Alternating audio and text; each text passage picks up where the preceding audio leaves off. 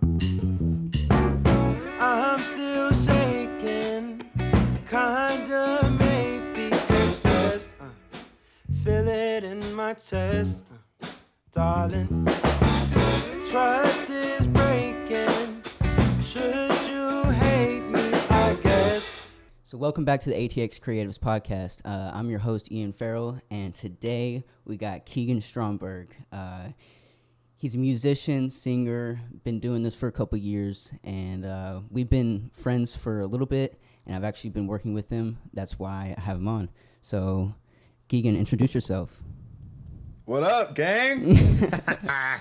My name is Keagan. Like you said, young creative out here. I'm not gonna put a label on it this time. Young creative. Young creative. So out here doing it. For sure. Making music, clothes, whatever you want. I'm doing it. I love it. How's your day been? What was today like? Pretty good. I just made breakfast and showered and what else? Did my journaling and that's pretty much it. Yeah, now we're here. Oh, you journal every morning? I try, yeah. Nice. I should. It's good. Good way to start the day. Yeah, I've been trying to do like habits, like good habits and stuff. Like trying to read, trying to work out. Yeah. Just creating that schedule type thing. But yeah. Anyways, so today we're here for you. All about you, your childhood, school, growing up, your creative process, whatever. Yeah. Wherever this conversation takes us today. Let's do it. So today I want to get into, or like this first part, I want to get into who is Keagan Stromberg? Like, who are you as a person? And what do you do? The million dollar question. Man. First and foremost, I think I'm a son of God. I think that's huge. And then everything else comes from that, really. I'm a son, regular son. I have a brother as well. Yeah, you have a father and a mother. Yeah, father and mother, both still here. Thank the Lord. Yeah, I don't know. Somebody asked me that the other day, and I didn't really know what to say. But I think just above all things, I try and just be someone that people can just gain something from, whether it be a spark of energy, a little wisdom, a little lesson, whatever it is. But I just want to be helpful for the people around me. Mm-hmm. So I think I'm a helper. I'm a creative, as you said, and then just trying to be a light in the world. Yeah, I love it. I love hearing that because I'm trying to do the same. Exactly. We're all just trying to live out here and trying to be our best selves. Yeah, I don't know. Some people be. Some people don't. For be sure. Wilding. But yeah, so let's start with like your childhood. Where'd you grow up? Where'd you go to school? That type of thing. What was your childhood like? Yeah, good old Versailles, Kentucky. Versailles. As it's really pronounced. Because we're fancy and we have to say Versailles instead of Versailles. Yeah, big good country folk. Yeah. But yeah. Small town, it's like 23,000 people. Is that what the little sign says? Like that. Yeah. Just small town. Everybody knows everybody. Families know families. I played sports growing up my whole life. Played basketball, did track as well. Was a singer first, actually. I remember singing in some church stuff it wasn't a church thing, but it was put on by the church. It was like a Apollo night is what they called it, and I sang a Michael Jackson song. Oh, nice. That's the one about choice. Yeah, it was called Ben. It was the one about the rat. Me. What'd you say? It was the one about his rat friend when he was young, Ben. Oh, nice. As you said, Michael Jackson, that just popped in like a memory, a childhood memory. I did a talent show one time, and I was Michael Jackson. I had the whole like white glove with like the diamonds and shit on it. It was hard. And I feel like I also had like the Wii game too, and so I would like practice in the living room.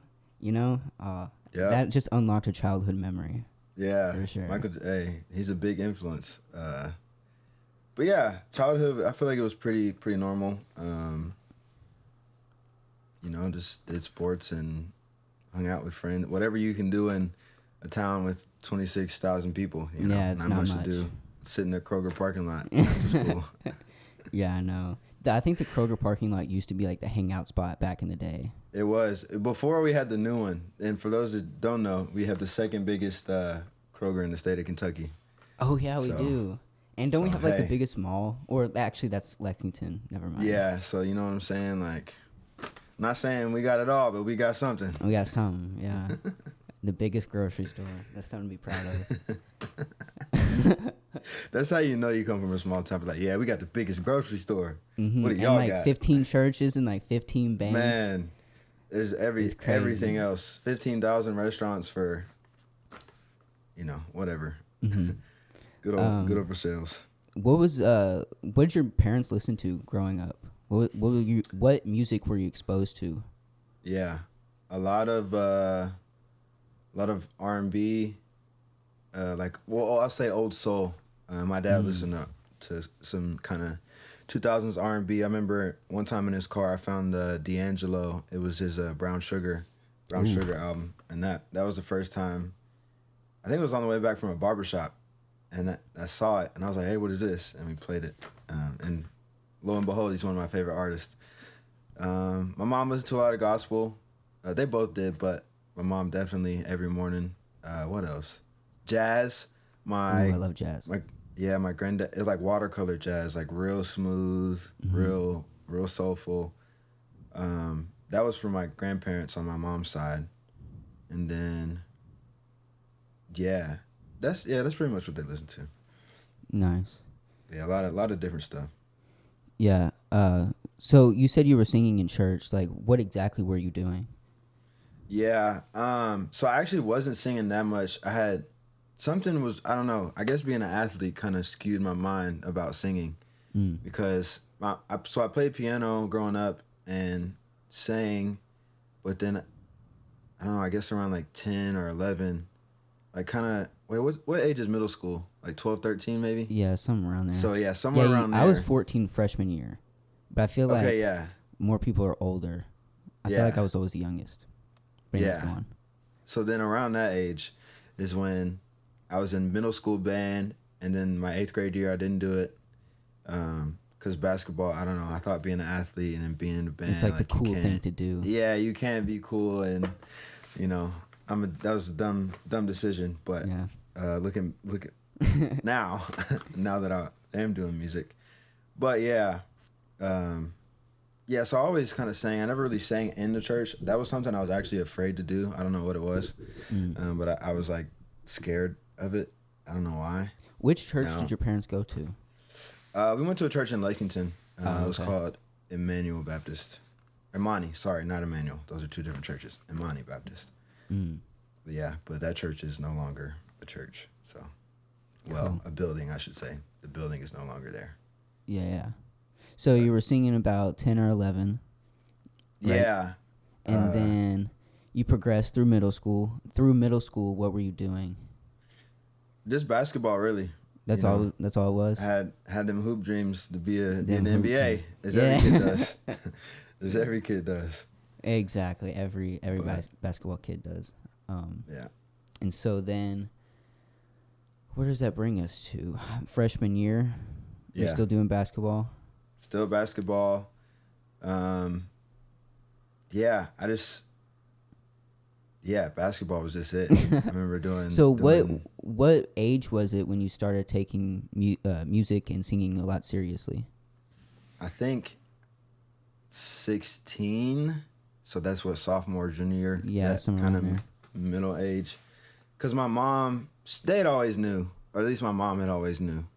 And then growing up, my aunt, who used to take care of me while my parents were at work, she used to say I had piano fingers. Yeah. So I think just the seed was kind of planted there early.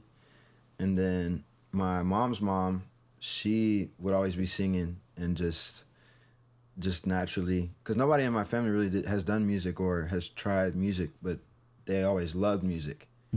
So I remember one time she brought home some clippers for cutting hair, because my mom's a cosmetologist, so she brought that home as a little side hobby, and so I started cutting my own hair. And then one time she brought home this music producing program, FL Studio, for the people that know. I love it. No longer FL Gang. Sorry, I'm Ableton, but But yeah, so she brought that home, and then I just started like putting beats in or making my own beats and be like, hey, look at this. It was trash, but Well, you know. everybody starts out trash. Yeah, Everybody. but after 6 years, here we are. So So yeah, that was like the first time you like started Yeah. making beats and stuff. yeah, and then from there, I just think I used to go over my friend John's house, and we used to like rap over like YouTube beats or like beats that were already songs, and that was like fun. But then it kind of progressed outside of that because we had a few rappers like at the school. Yeah. you know, a Most couple of them weren't rappers. good. Yeah, or they just stopped. But I don't know. I remember I put out my first song. It was the end of junior year, I think, and people were like, "Oh wait, this isn't that bad." What was it called? Because I was actually gonna ask you that question. Well, the very very first one, which wasn't like an official, like I didn't put out like, "Hey, here's a song." We kind of just put it up. It was me and D. We were rapping. What was the name of it? I don't even remember. But the first song that I remember putting out and being like, "Hey, I released this," was I know the melody, but I can't think of the name. If it's on SoundCloud, I'll probably Yeah, put it it up on is. screen. But I might have deleted it. So that's the thing. Yeah. Oh, what is the name of it? I really don't know. That's crazy. But yeah. If you can't think of it, I'll text you later and we'll try to figure it out. Yeah. Because if I want to put it up on the screen if I can. Yeah. I think it's still up there. If not, I can look for it somewhere. We'll find it. But yeah. So after that, yeah, it was just kept doing it. Went to like the first studio.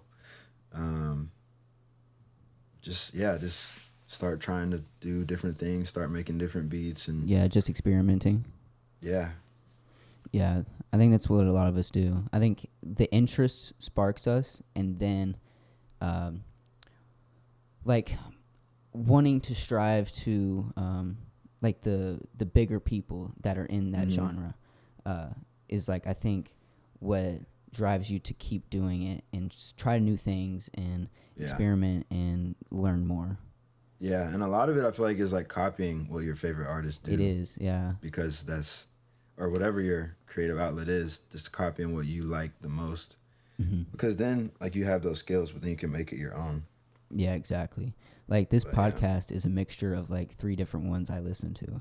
Yeah. Like, the way That's I always do how it starts. Exactly. Yeah. So, But yeah. until, like, I kind of find my own style. But, so what age was the first song? Still 16?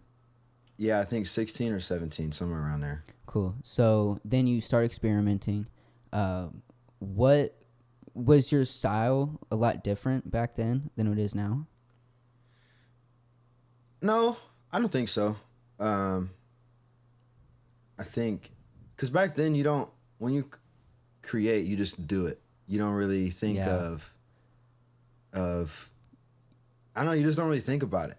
And you just do it. You're just like, this sounds good. Yeah.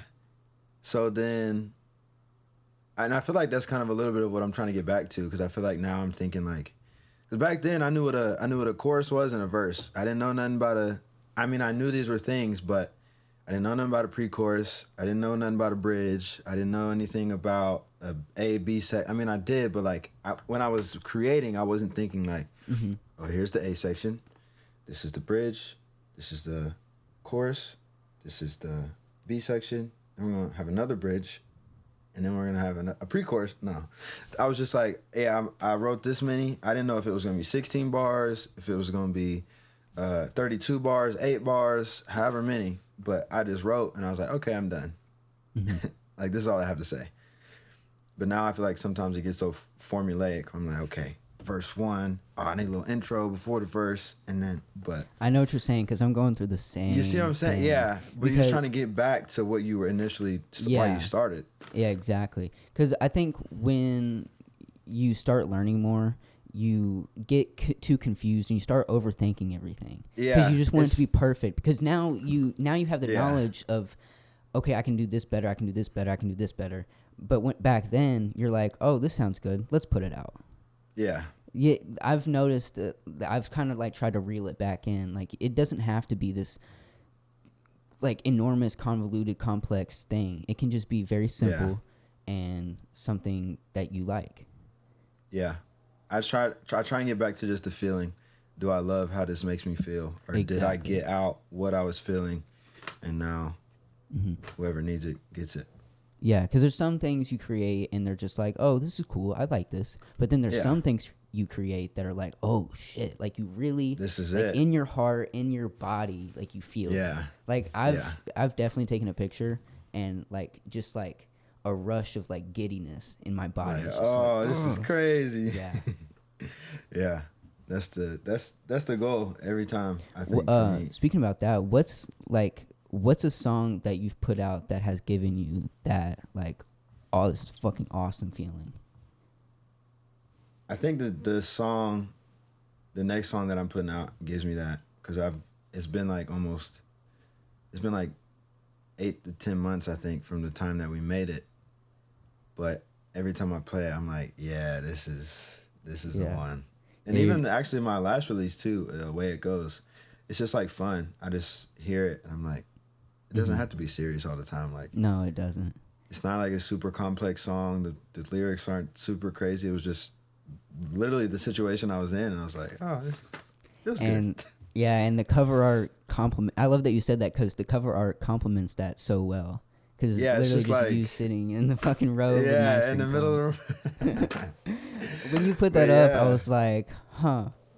At first I was like, huh, that's kind of weird. But then I was like, oh, I kind of like that. That's cool. Yeah, because it was just like, the ice cream is melting on my hand. Like, my shirt is off, my belly's out. Like, I'm just letting people know, like, this is really how it is. Like, I'm not here portraying something I'm not. Like, this is just like, it's a mess. Like, I'm in the middle of the street. I had to take the pictures myself. Everybody was busy.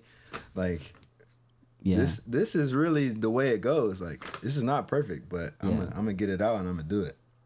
And like, you're not trying to like impress anybody. Like, there's so many, especially in the music genre, there's so many people like trying to flash their money, have the best car, trying to do all these things that like other people think they should do. But like, I love that, like, you're just super honest, you're super real. And it's like, I feel like we need more of those people. We don't need like fakeness. Yeah, I just think there's only one you know. So why try and duplicate? We get our influences, but why try and really replicate something just because it's working? Well, it might work for a bit, but then what happens when that trend is over? You know, so I don't ever want to chase trends. I always want to just do what it is that, you know, I feel is what I need to get out. So. Yeah. Let's take it back to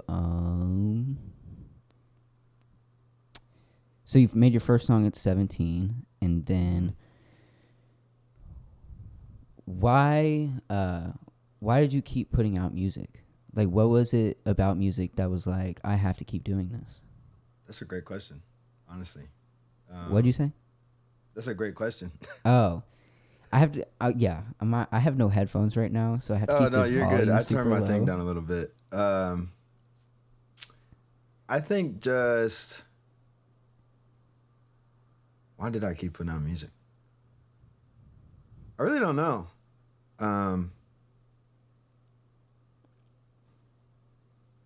Because what else would I have been doing? I don't know. I guess that's the answer. I'm just trying to think of why. And I think it was a little bit of the validation of each song got better. And people could tell that each song was getting better. And I could tell each song was getting better. So it's just like one of those things, well, if I'm getting better at it, why would I stop? You know, why would I? And I'm slowly building an audience, no matter how big or small. It's like, this is just what you do. Like, and it kind of became my identity when basketball left. And so, yeah, it was always going to be there regardless. Even if I wasn't putting it out, I probably would still be making songs just because it's just what I know how to do. You know? Like, it's just, I feel like at this point, it's just in me to make songs, even if they're trash or even if I hate them. or even if I don't make a song for 6 months, I know I'll always come back to it. Mm-hmm. So I think just that, and then people were listening and not like, oh yeah, this guy sucks. Maybe they were behind closed doors, but I didn't hear it, so I'm gonna keep going. Yeah, exactly. Well, I think we hold things close to us that we care about a lot, like especially family, but also like hobbies in general, or even work. Yeah. People become workaholics for sure. And I think when you like something like that, you just want to keep doing it. Yeah. And, like, it doesn't matter like what it looks like or what it sounds like. Yeah. And it's I think it's fun when it gets collaborative, like you start bringing other people in. I think that is a whole different, I guess you're doing the same thing, but when you have other people in the room that are good or even better than you, it's just like, people that are better than you is even better. It's like, yo, I have so much to learn. Like, there's so much more. I know. Like, I thought I was at the end of the rope. It's like, nah, bruh, you got Dude, ways to go. I saw somebody post something on Instagram, and it was like, like most artists do. They have their style. They have like a certain thing that they're known for. So when I saw this picture and it was like a different kind of style than what this guy was doing, I was like, ooh, this is really cool. And I don't remember where I was going with this, but it happens. I just get lost in thought. Yeah, honestly. It's okay. I don't even know.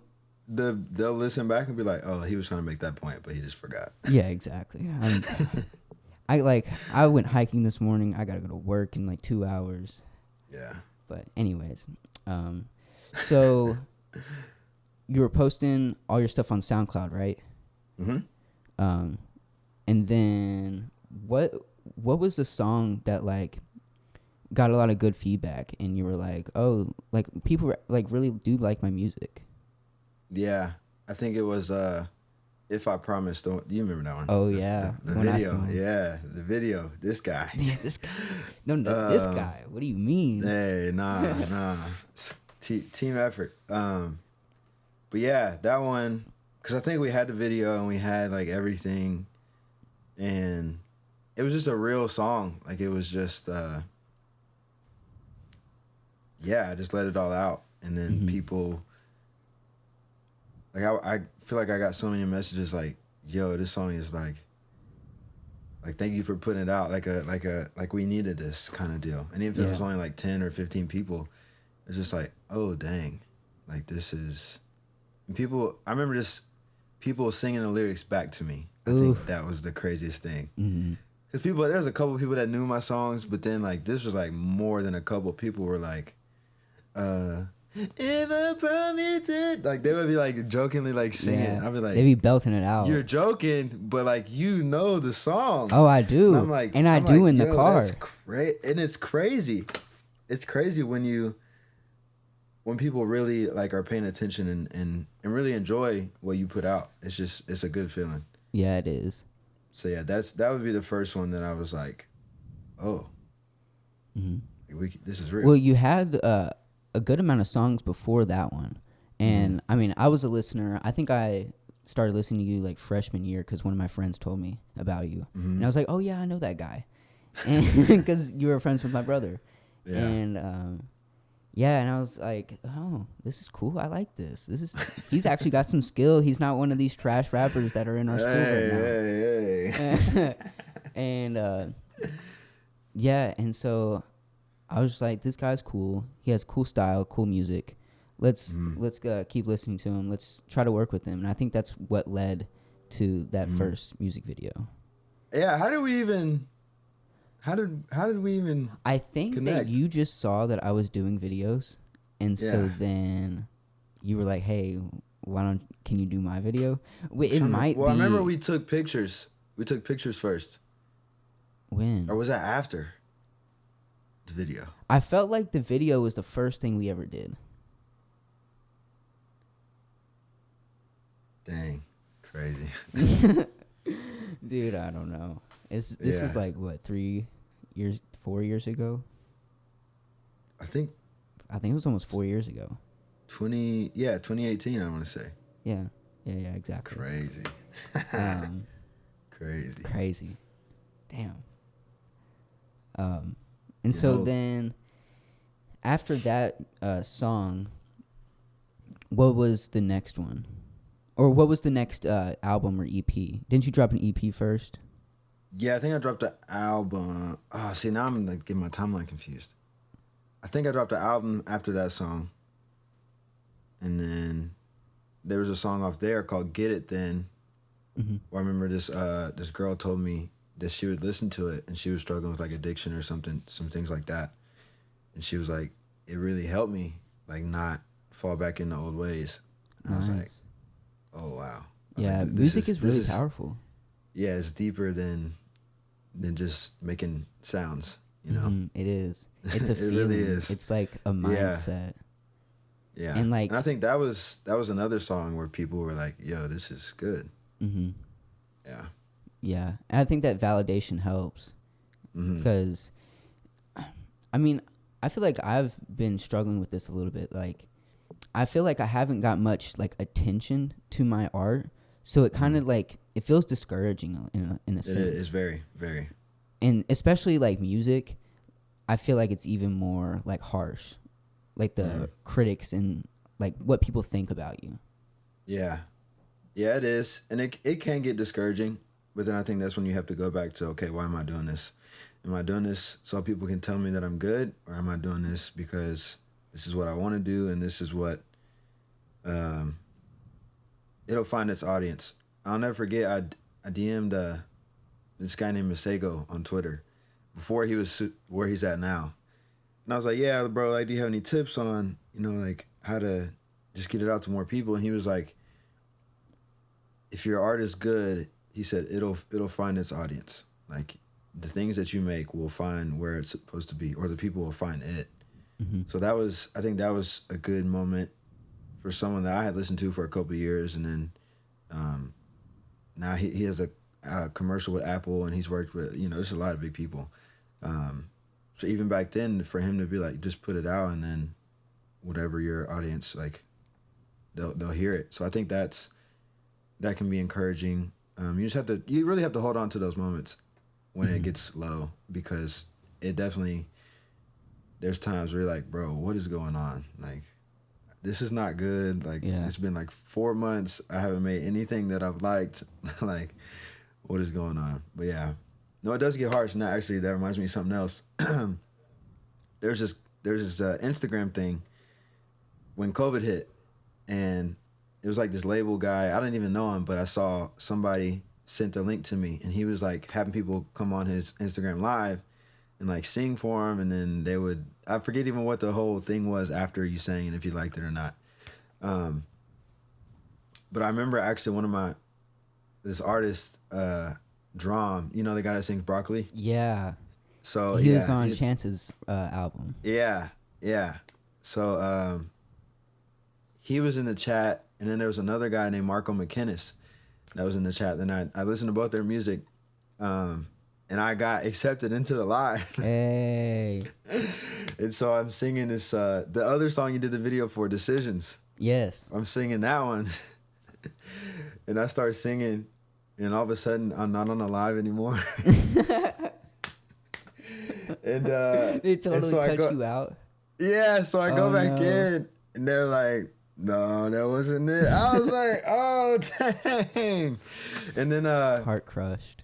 Then Drum, he was like, yeah, cut him off. I remember going back and reading the comments in the chat, and he was like, yeah, cut him I feel like there's always a high with a low, or vice versa. The Marco McKinnis guy, he DM'd me and was like, yo, bro, keep going. He was like, don't let this discourage you. He's like, just keep doing what you do. He's like, you got it. Not everybody's going to see it. Just keep going. And I was like, wow, yeah, exactly. That's crazy. And he took the time out. Like, he didn't have to do that. No, not at all. But he took the time out. He could have just swiped off. I could have just been another person, and that gone just with didn't make the cut. Yeah, and gone about his day. Yeah, so that was crazy. I was like, oh, okay. Yeah, I mean, with this conversation, I think it's important that you create the things that you like, because there's always going to be other people out there that like the things that you like. Yeah. and if they like what you like, they will like your art, and Yeah. then that's how you gain the following. Yeah. Some people gain the following by fake it till you make it type mentality, and I That's feel like hard. that's more like one hit wonders type people. Like they don't. There's no longevity. Like the one person that I think about that has the most longevity in music is Snoop Dogg. That Yeah, man, that's actually that man has been popping for years, decades, yeah. and he still will until he dies. I swear to God.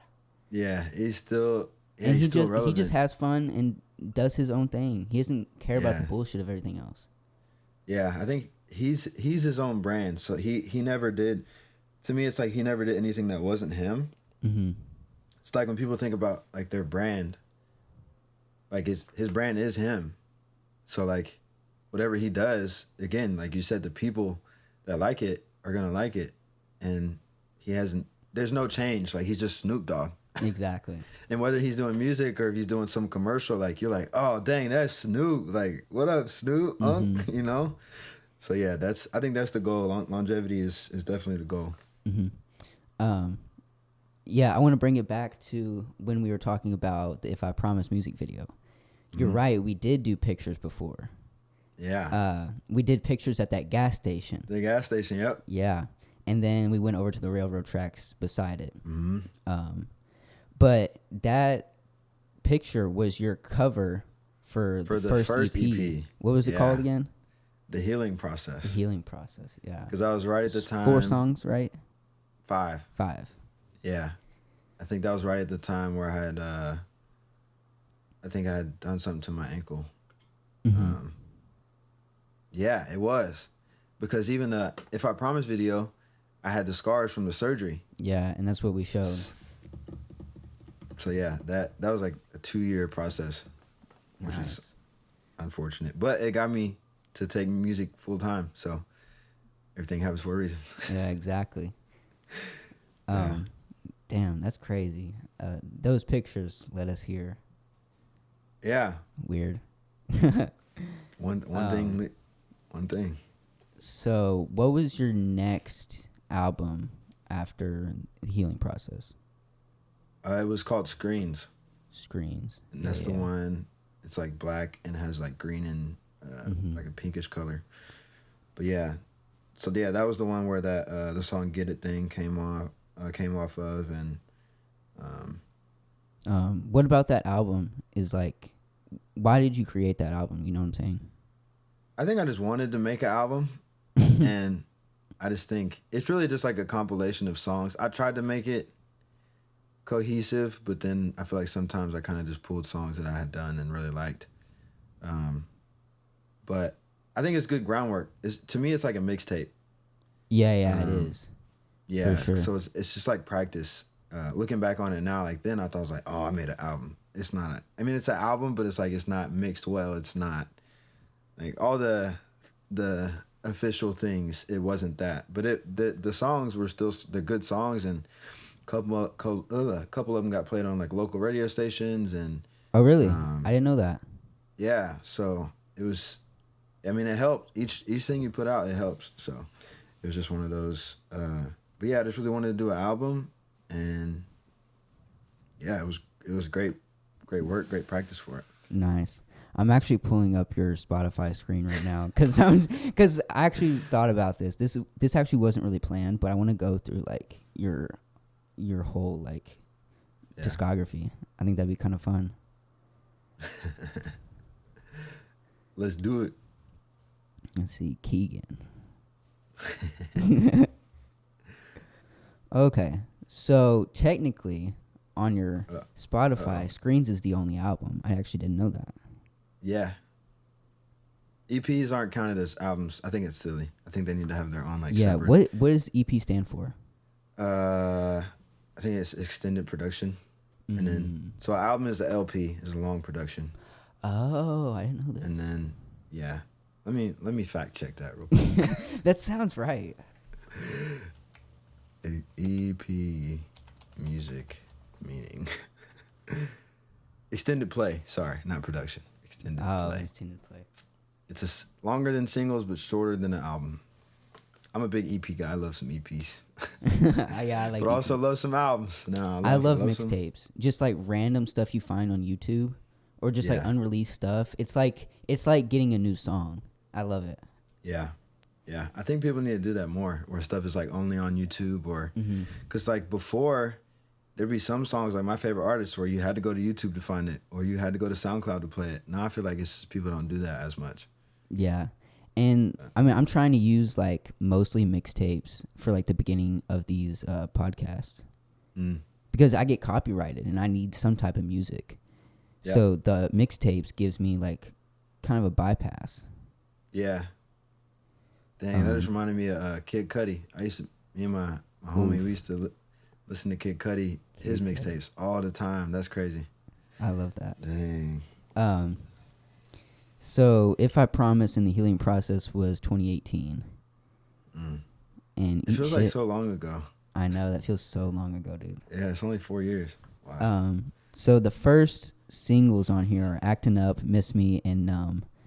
All three of those I listened to while working at the golf course when I was 16. That's crazy. And Those were actually really good songs. Those Yeah, they are. really good songs. and then Darnell's on Miss Me. Shout out to Darnell. The boy. Uh, B. Nils. Yeah, MV knows. Yeah, he hasn't made music in a while. Well, he just put out a song actually.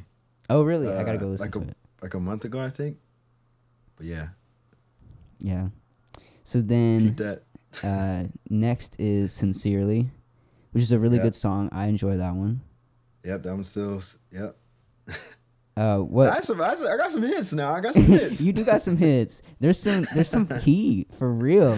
Yeah, especially for that early. Yeah, It's good. exactly. But I think it was, again, because it was so free and I wasn't thinking about like everything. Exactly. I just knew what a chorus and a verse was, and that's all I was doing. Mm-hmm. Yeah. And then All Day, I love that one. That's still one of my favorites. What about this one? Like, why did you create this one? All Day? Yeah. So I found the beat on Twitter. There's this guy I was following, his producer, and he made a remix to like some DaBaby song. And I was like, hey, yo, are you using that beat?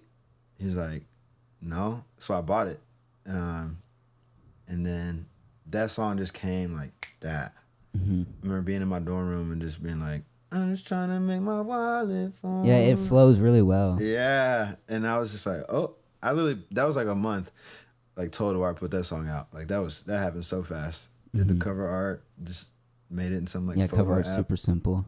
Yeah. Did you make that? So yeah, I made that one. Oh, nice.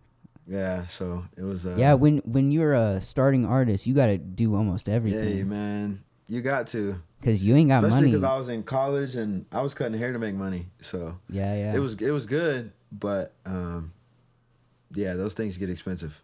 They do, for real. Cover art, get a song mixed, and buy the beat, and then you gotta do ads, promote. It's not cheap. No, not at all. Yeah. And then we got again with my screen's like super small here. Who is it? Ange. Ange. Yeah. Who is that? Where's he from? He's from Missouri. I think he's from St. Louis. We met through Tyson. Oh, nice. Yeah. So, and we did, I think, 2 songs together before I even met the guy. And is it his songs or you just didn't put them out? No, one, I think both are, one is Sincerely, and then the other one is,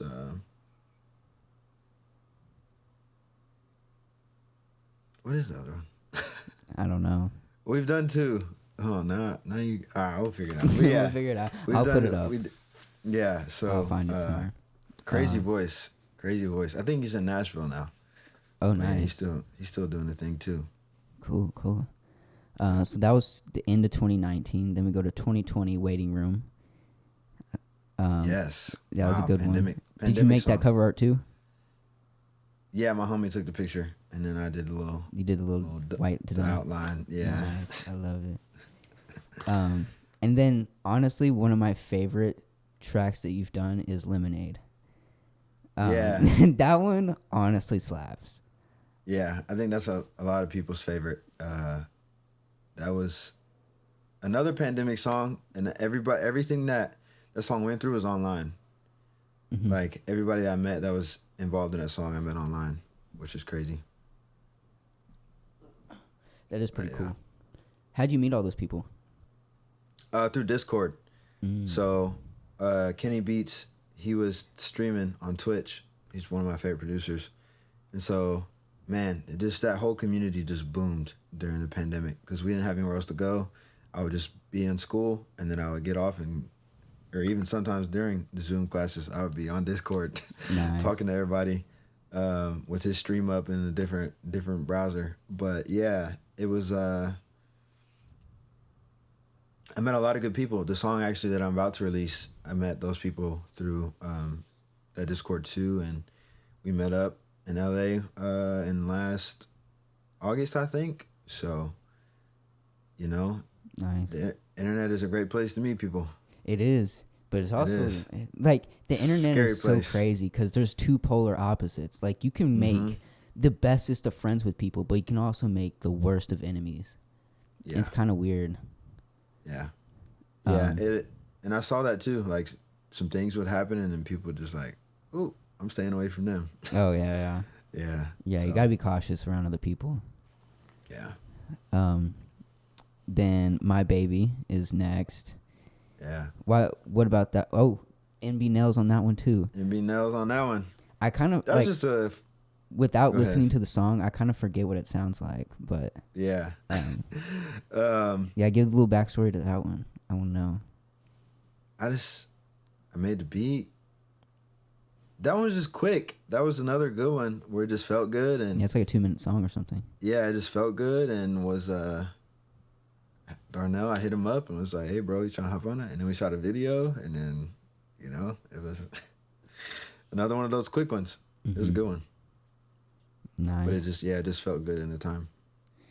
Then we got Waste No Time with Yeah, Memblem. Memblem, my guy. Who's that? He's from he lives in Canada. Toronto. Nice. But yeah, I met him through the stuff too. Actually, the next two releases, that one in Paradise, I've met both those guys online. Still haven't met Memblem in person, but yeah, just the internet, man. It's my first kind of house-like song, so that had been something I'd teased before. Like parts of songs would be kind of upbeat and like dum. But yeah, so that was another great collaboration. We still got some stuff. I actually just did a song for him not too long ago. Oh, nice. Is it almost out? Nope. Well, I'll let you know when it is though. Nice. I love it. Yeah. The next EP is Where the Heart Is. 5 songs again. Yeah. Honestly, you know about that one. all of them hot. All You of know them about that one. just like my computer bursts into flames.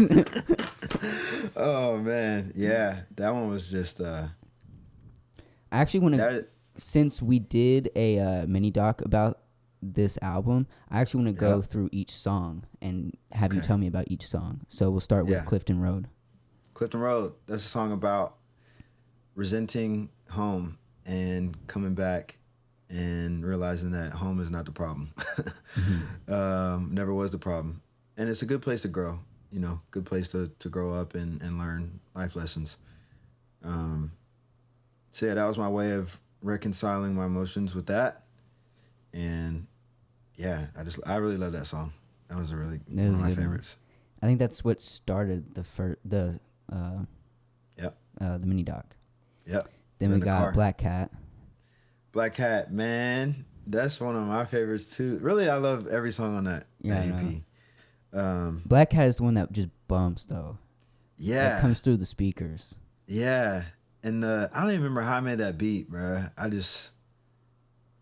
just was, man. But it came from that event, that thing that took place with the Instagram live stream. I was like, I could have either got super bitter and like been like, F this guy and F his stream and I hate all these industry people and all this, or I was like, or you can be, okay, he didn't like it, on to the next. Mm-hmm. But yeah, exactly. That one's yeah, I love that one. Nice. Next one is It's Coming. My boy What about that Preems. one? Preems on the beat. Who? My boy Preems. Preems. Yeah, Where's he from? Met him online. He lives in LA right now. I think he's from New Jersey. But that was a song where I was in a rut and wasn't really liking what I was making. And then he sent me that beat, and I just kind of freestyled it. I didn't write anything down. I just like, I guess I punched in. So it's like where you record and then you don't really write it down, but you just, Young Thug does a lot. I know a little bit of music knowledge. Yeah, Music so lingo, slang. that was the first time I did that, and it came out another banger. Yeah. That was hot. And then next one is Hot Now. Yeah, that's my McGee ripoff. This artist named McGee. It's spelled MK.GEE. But I was still am really into his like production style, and that was my kind of my own spin on that. But it was about where I was now versus like me being hot now. Like, oh, I'm the guy. Yeah. Yeah, so it's a good one. And then the next one is Sonder. And it's a really slow, kind of softer one. Yeah, that one's just guitar and trumpet. There's the only two instruments. Really? Yeah, that was just about, I remember seeing it on this Brent Faiyaz. He's another artist. He did a whole album based off that concept, and it's just a concept that everybody who passed by has their own like complex individual life that you know nothing about. And so I just really was like, yeah, we need more of that. You never know. Like when you see people just, know that they're doing their own thing and they got a lot going on in their head, same as you. But there's beauty in that because, we're all complex beings and we all go through life. There's a beauty in like everybody being unique and everybody having their own different perspective. Like let's say the way your mom looks at you is not the same way you look at yourself. Yeah. Everybody has a different perspective on an object, a person, whatever it is, a subject, an idea, whatever. And I think it's interesting, like, trying to understand those perspectives in, because if you have an open mind, you're open to different opinions, you're open to different perspectives, and you're willing to change your mind. Yeah. And when people are set in their ways, they don't want that. Yep. And I think a different perspective is important. So I like what you said. Yeah. No, it's a good word to use. For sure. Paradise. And with what's his name? Okay, Sammy. Okay, Sammy. Yeah. I was about to do some sort of I don't even know. Yeah. Another guy I met through the Kenny Beats Discord and just hit it off. That one's just about Paradise, man. So what was like the roles of? Yeah, so he was the producer for that song. He was a producer. But he's his own artist, like in that sense. Like he's a producer, but he like. But you're like the only voice, right? Yeah.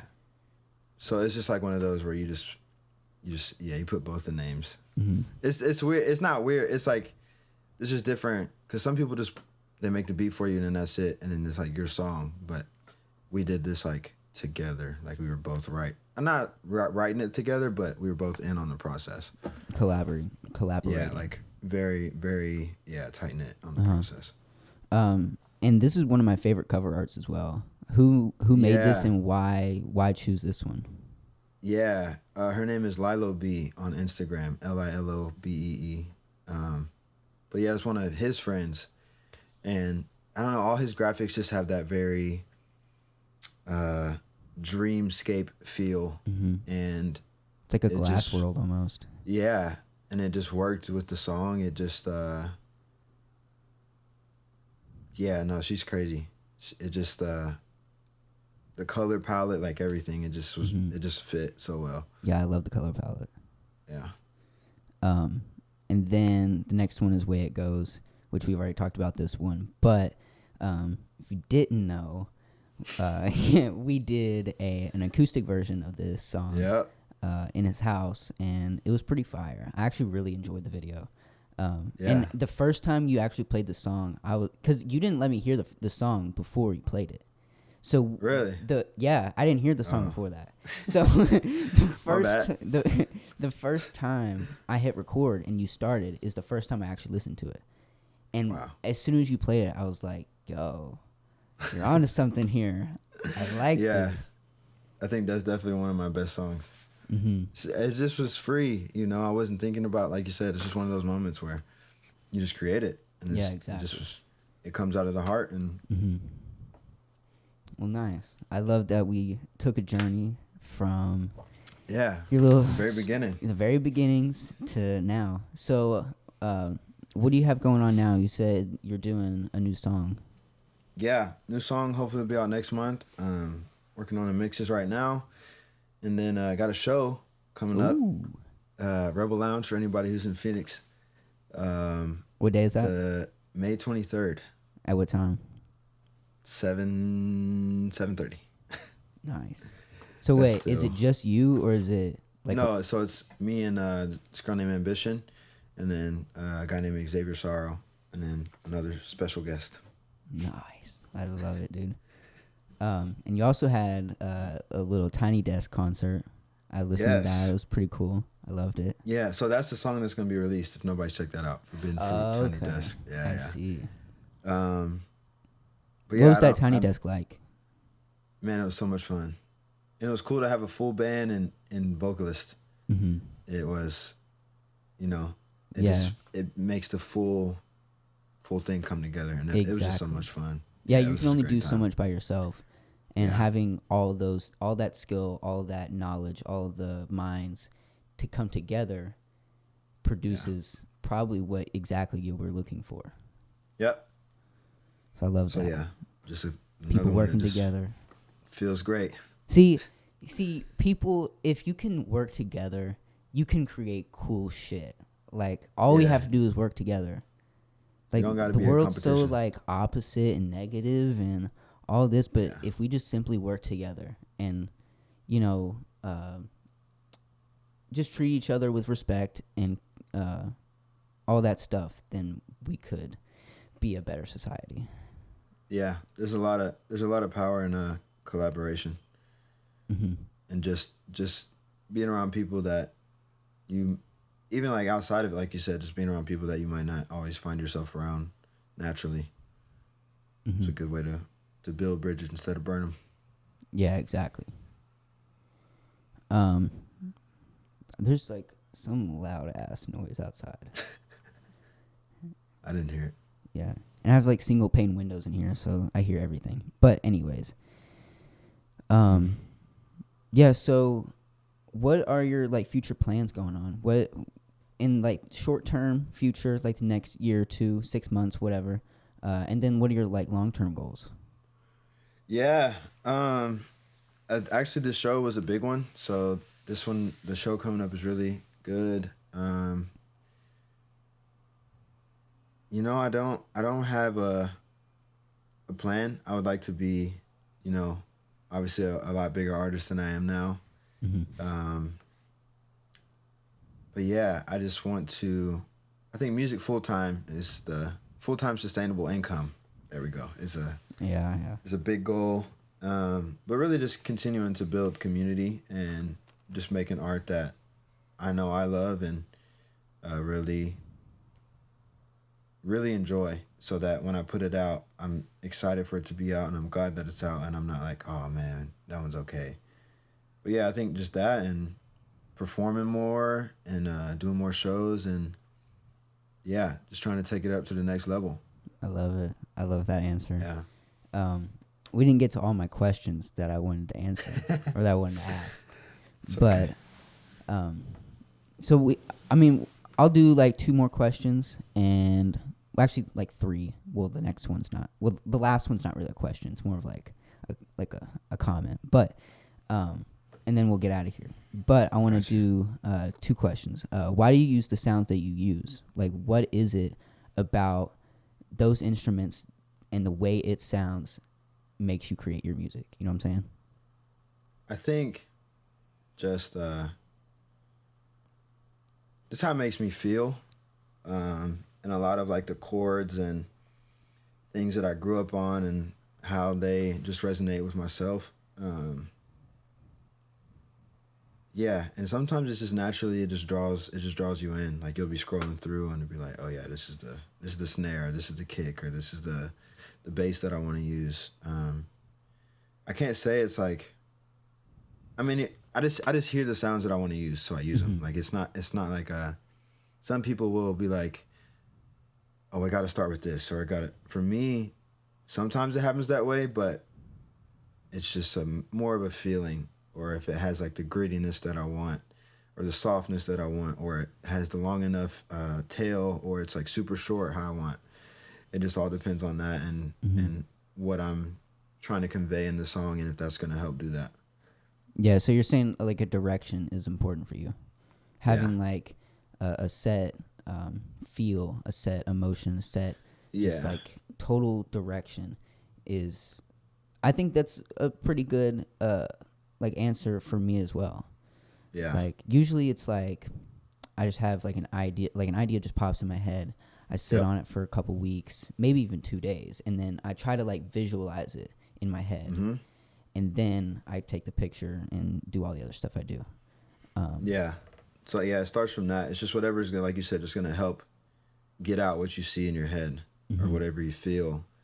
It's like, oh yeah, that bell made me feel that, or yeah, that shadow on that object is like what I want. Exactly. And I think it's also interesting because this conversation reminded me of someone. I had an art show last weekend, and someone told me that maybe the reason like I'm not like exceeding in like drawing as I want to is because I'm seeing it from a photographer's perspective rather than like a painter's perspective or an illustrator's perspective is what I'm saying. So like I think it's interesting, like when you have an idea, do you like just hear it? Do you kind of see it? What kind of senses come to mind when like you're trying to create a song? Yeah, definitely. I definitely just hear it sometimes. Most of the time I just hear it. But when it comes to like visuals and stuff, I can see like what I want like the music to look like. So yeah, I think that's when it comes to like the visual aspect, like cover art or videos or posts, whatever it is, I can see how the song makes me feel, if that makes sense. Yeah. Yeah, a lot of times, like you said, you just hear it, or it's in your head, and then just trying to translate it. Yeah, because I'm trying to like transcribe to people that like aren't creatives necessarily and don't do that type of stuff, because I don't know if this is common for everybody. Like this is why I'm trying to like understand, because like it's not. For me, like I can literally just like, okay, my phone's sitting right here on this tripod. Let's say I want to take a picture of my phone. I can literally see like how I want the lighting to look, what the phone looks in the frame, what I want to put outside of the frame to complement the phone, the whole nine, the colors, whatever. Yeah. So you like really like can hear it and know like, oh, maybe this needs to be pitched a little bit higher, maybe this needs to be pitched a little bit lower, whatever. Yep. Interesting. Same thing. Yeah, and that's not. Yeah, I was talking to somebody too, and he was just like, we were singing, and he was like, man, if we could.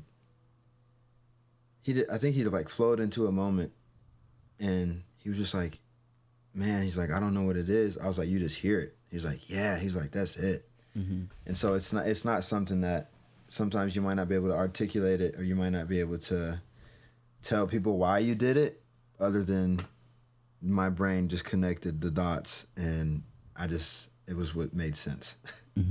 Exactly. So yeah, it's not everybody doesn't have that gift. So interesting. Yeah. I guess we're just special. You said it.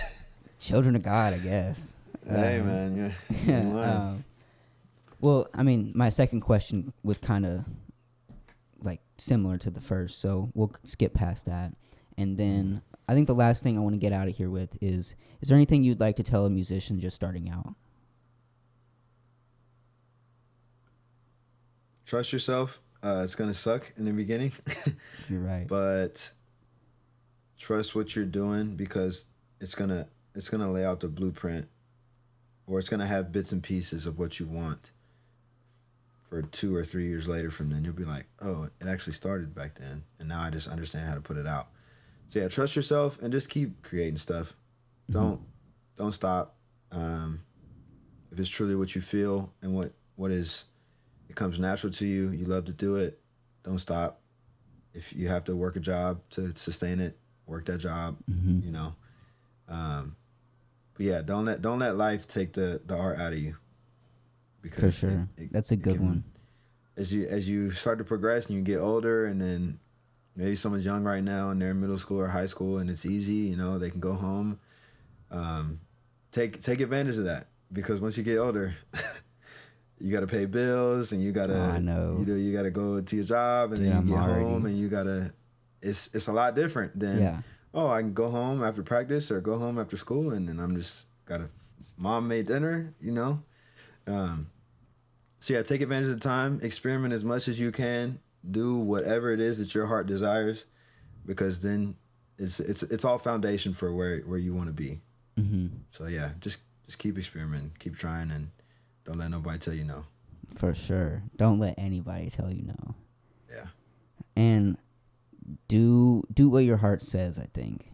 Do what your gut feeling is. I think, like, I mean, right now I'm in this situation, but, like, if you have a big decision that you're trying to get through, just sit there and think about it. Think about what your life is going to be past that decision. Yep. And think of all the pros and cons that come with it. Love it. Yeah, no, that's big. There's been a couple of those in the past couple of months. For sure. Like leaving jobs or figuring out what job to get or whatever it is, deciding to pursue something or not. But yeah, really think about, that's a great point. Think about where you want to be and what you think is gonna get you there. Because you might not always be right, but this is a quote I wrote down. I don't know where it came from, but I think it's the reason for doing something might not be the reason it happened. And so what I mean by that is, like, so say this podcast. So the reason is you did a podcast and you know me, you want to have a guest on. Well, that's the reason we're doing it. But the reason it happened might be 5 years down the line, we're both well off doing our thing, and some kid is inspired and comes back and they want to see, how did this all start? How did these guys, you know, they know each other, they're both doing their thing. How did they connect? And then what was that process like of the time before I know Keagan or before I know Ian as who he is now? And so they'll see that. And for us right now, it's just, oh yeah, we're doing a podcast. Like, this is content. This is what you want to do. It gets it out. But that might be the next Michael Jordan or Michael Jackson or whoever. It might not be us. So it's like, just do the thing that you think is going to get you there, because it's 100% not always for you. It's true. But trial and error is very important. You just never know. Like, you know, or it could even be for us to come back and be like, maybe we're having a super low day and like, why am I doing this? And then I come back and watch a little snippet where you ask, why do you create music? Who is Keagan? You know? And I'm like, oh dang, that's who you know. So sorry, that was a long tangent, but no, it's all good. You know, the reason that you do things, or even things you don't want to do, like, I don't want to go work these jobs or do whatever I'm doing, but maybe there's somebody at that job that you need to meet, you know, that's going to help you get to where you need to go. Exactly. So it's more than just what the action is what I'm trying to say. It's not always just, I'm doing this for A leads to B. It might be A leads to B, C, D, E, F, G. Unintentionally. So. Yeah. Basically, whole gist, sum it up. Trust your gut. Trust your instinct. Because most of the time, I feel like it's right. Yep. All right. Well, we'll get out of here because I got to go to work. Plus, you got to do whatever you got to do. And so I thank you all for being here, listening to this conversation. Go check out Keagan's music. He's on Spotify, Apple, blah, blah, blah, blah, YouTube, whatever. Thank you all for listening. Yeah. See y'all. Bye-bye. Peace.